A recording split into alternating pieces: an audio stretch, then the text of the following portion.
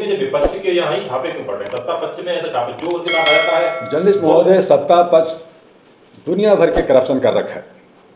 11 लाख करोड़ अपने साथियों को माफ़ करते हैं बैंक का, 30 लाख करोड़ का फिर से घपला होता है। बैंकों का जितना लोन है सब माफ़ कर दिया जाता है।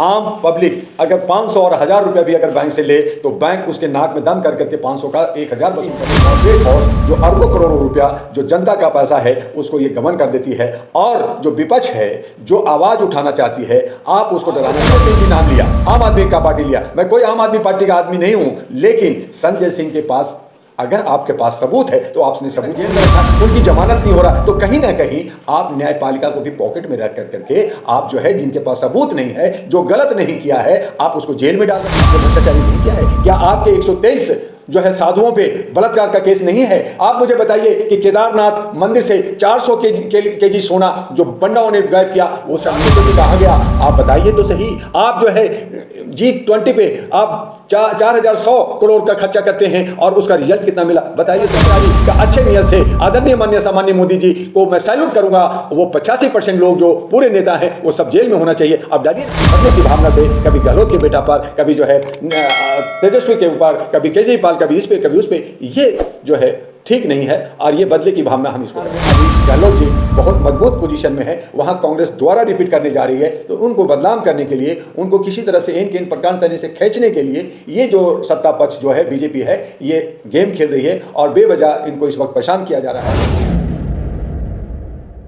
दुआ साहब, कल राजस्थान में ईडी और सीबीआई के छापे पड़ रहे हैं और जो चुनाव से पहले ही ईडी और सीबीआई के छापे विपक्ष के नेताओं यहीं क्यों पड़ रहे हैं? राजस्थान में कांग्रेस सरकार है, अशोक गहलोत जी के बेटे को और वहाँ पे गोविंद सिंह जो है नेता, वहाँ को छाप पड़ गया है।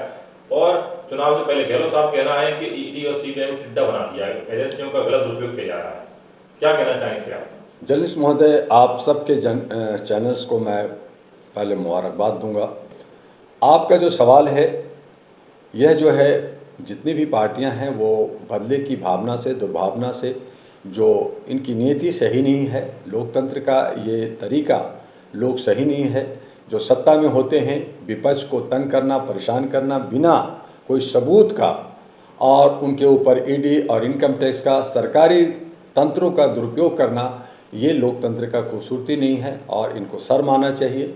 जनता को बेवकूफ़ समझते हैं और इनके इन पर से ये कहते हैं इलेक्शन के वक्त में कि ये भ्रष्टाचार है। अगर कोई भ्रष्टाचारी है, ओपोजिशन में हो चाहे सत्ता में हो, तो जैसे उनको पता चलता है तो इलेक्शन से पहले, इलेक्शन के बाद भी ये काम हो सकता था। इलेक्शन के वक्त में लोगों को परेशान करना, दिग्भ्रमित करना, ये शोभा नहीं देता। जैसा कि आपने कहा इलेक्शन में शोभा नहीं होता है, लेकिन हमने देखा है कि दिल्ली में आम आदमी पार्टी के सांसद आप राज्यसभा संजय सिंह हो गए, अन्य के पे ऐसे सीबीडी से करता जा रहा है। लेकिन राजस्थान में ऐसा छत्तीसगढ़ में भी चल रहा, और आप न जाने ऐसा कहाँ। लेकिन जो विपक्ष के यहाँ ही छापे क्यों पड़ रहे हैं? सत्ता पक्ष में ऐसा छापे जो उनके साथ आ जाता है। जर्नलिस्ट महोदय, सत्ता पक्ष दुनिया भर के करप्शन कर रखा है। 11 लाख करोड़ अपने साथियों को माफ़ करते हैं बैंक का, 32 लाख करोड़ का फिर से घपला होता है। बैंकों का जितना लोन है सब माफ़ कर दिया जाता है। आम पब्लिक अगर 500 और 1000 रुपये भी अगर बैंक से ले तो बैंक उसके नाक में दम कर करके 500 का 1000 वसूल करती है। लेकिन ये कॉर्पोरेट हाउस जो अरबों करोड़ों रुपया जो जनता का पैसा है उसको ये गबन कर देती है। और जो विपक्ष है जो आवाज़ उठाना चाहती है, आप उसको डराना चाहते हैं। आपने संजय सिंह की नाम लिया, आम आदमी का पार्टी लिया। मैं कोई आम आदमी पार्टी का आदमी नहीं हूँ, लेकिन संजय सिंह के पास अगर आपके पास सबूत है तो आपने सबूत क्यों नहीं रखा? अभी तक जेल में रखा, उनकी जमानत नहीं हो रहा, तो कहीं ना कहीं आप न्यायपालिका को भी पॉकेट में रख करके आप जो है जिनके पास सबूत नहीं है, जो गलत नहीं किया है, आप उसको जेल में डाल रखा है। ऐसे ही दूसरों को डालना चाहते हैं ताकि जनता को कहें कि साहब ये बहुत बड़ा भ्रष्टाचारी है, इनको वोट ना दो, हमें दो। आपको क्यों दें? क्या आपने भ्रष्टाचारी नहीं किया है? क्या आपके 123 जो है साधुओं पे बलात्कार का केस नहीं है? आप मुझे बताइए कि केदारनाथ मंदिर से 400 केजी सोना जो बंडाओं ने गायब किया वो उसका न्यूज़ कहाँ गया? वो 400 केजी कहाँ गया? आप बताइए तो सही। आप जो है G20 पे आप 4100 करोड़ का खर्चा करते हैं और उसका रिजल्ट कितना मिला बताइए तो सही। आपने अपने साथियों को जो लोन वापस किया, आपने जो उनको साथ दे रहे हैं और मदद कर रहे हैं, ये तो बताइए आपके कितने सारे भ्रष्टाचारी मिलेंगे। और भ्रष्टाचारी अगर है, आप अगर सचमुच में भ्रष्टाचार को खत्म करना चाहते हैं तो आप नियति से अपने पार्टी के लोग और दूसरे पार्टी के लोग तमाम लोगों को जेल में भेजें। और मैं समझता हूं कि अगर भ्रष्टाचारी का अच्छे नियत से आदरणीय माननीय सामान्य मोदी जी को मैं सैल्यूट करूंगा, वो 85% लोग जो पूरे नेता हैं वो सब जेल में होना चाहिए। आप डालिए ना, आप सुंदर कीजिए, आप बेहतर कीजिए लोकतंत्र को, लेकिन बदले की भावना से कभी गहलोत के बेटा पर, कभी जो है तेजस्वी के ऊपर, कभी केजरीवाल, कभी इस पे कभी उस पे, ये जो है ठीक नहीं है। और ये बदले की भावना हम इसको कह सकते हैं। क्या माना है जो जांच एजेंसियां हैं, ईडी सीबीआई ने कहा इनकी जो विश्वसनीयता है, जैसे अशोक गहलोत जी ने सवाल उठाए हैं कि ये एक किसी के इशारे पे काम कर रही है, उन्होंने ऐसा कहा है कि किसी के दबाव में ना आए, तो क्या माना जाए अब जो ईडी सीबीआई इनकी विश्वसनीयता पर सवाल उठ रहे हैं, ऐसा माना जाए? बिल्कुल बिल्कुल सही कहा। और इसीलिए जो है पहले तो सीआईडी, पहले कहा गया कि ये सब जो है सत्ता के जो है ये दलाल लोग हैं, और हमारे ईडी और इनकम टैक्स जो आर्थिक रूप से जुड़ा हुआ एजेंसियां हैं, इनको निष्पक्ष होना चाहिए था। इनको जो है सत्ता की बातों से पे ना जा कर के इनको अलग तरीके से, चूँकि ये सबऑर्डिनरी बॉडी कहलाता है, ऐसे इलेक्शन कमीशन सत्ता के पक्ष में नहीं होना चाहिए। इलेक्शन कमीशन है, सिक्योरिटी है, तो न्यायपालिका और कार्यपालिका अगर भ्रष्ट हो जाए तो नेता तो भ्रष्ट हो गए।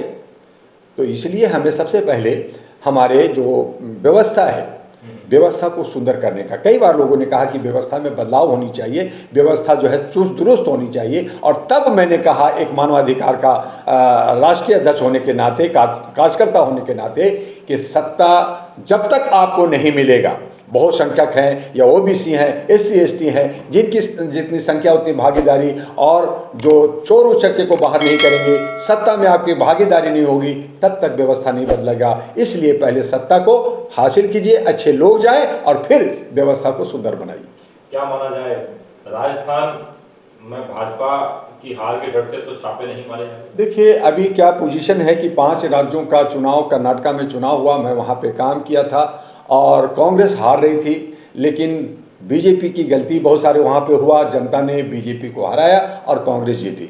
आज 5 राज्यों में जो चुनाव है उसमें हमने कहा था इससे पहले आप लोगों से कि 5 राज्यों में कांग्रेस जीतने जा रही है, लेकिन मैं आपके चैनल से बेबाकी से कहना चाहूँगा कि तेलंगाना में कांग्रेस हार रही है और मध्य प्रदेश में फिसल सकती है कांग्रेस। अभी मैं नहीं कह सकता पूरी तरह से, क्योंकि अभी पूरा गर्मी चल रहा है, वहाँ पे चुनाव चल रहा है, और जिस हिसाब से उन्होंने ओबीसी और महिलाओं को टिकट नहीं दिया, वहाँ पे भी ब्राह्मणवाद और मनुवाद देखने को मिल रहा है। तो उस हालत में कहीं ना कहीं कांग्रेस वही गलती कर रही है जो दूसरी पार्टियां करती है, तो कांग्रेस मध्य प्रदेश में भी फिसल सकती है। रही बात राजस्थान का, तो राजस्थान में अभी गहलोत जी बहुत मजबूत पोजीशन में है, वहां कांग्रेस दोबारा रिपीट करने जा रही है। तो उनको बदनाम करने के लिए, उनको किसी तरह से इन के इन प्रकार तरह से खींचने के लिए ये जो सत्ता पक्ष जो है बीजेपी है, ये गेम खेल रही है और बेवजह इनको इस वक्त परेशान किया जा रहा है। तो मैंने कई बार कहा था कि इलेक्शन के वक्त कोई ईडी और सीडी का छापा नहीं पड़ना चाहिए,